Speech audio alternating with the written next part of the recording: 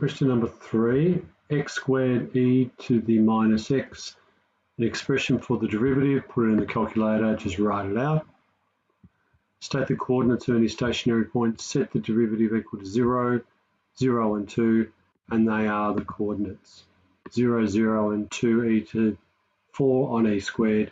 Chuck it on the calculator and make sure that's correct.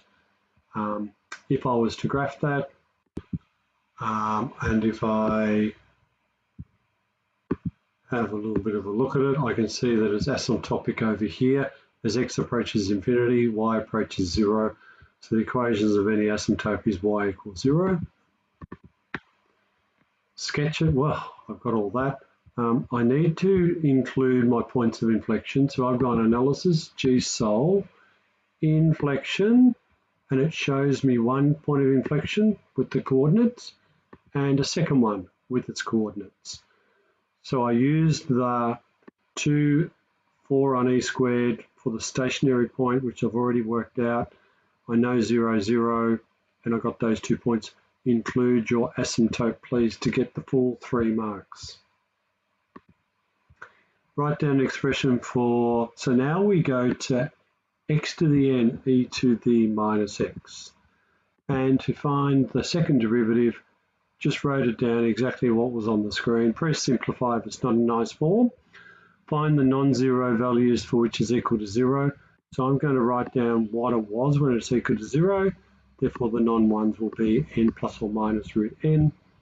And then to do this table, I've used graphs and tables, drag, drop, drag, drop, drag, drop. And what do I mean by that?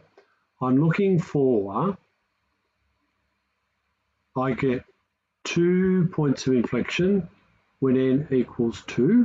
So number of points of inflection 2 when n equals 2. If I make n equal to 3, drag and drop. And if I go analysis, G-solve, inflection, I get 1, I get 2, I get 3. And I found that when it was 3, 5, 7, 9, 11, I got 3. When it's 2, 4, 6, 8, 10, I get 2. When it's equal to 1, I get 1. And when n is 0 or negative, I get none.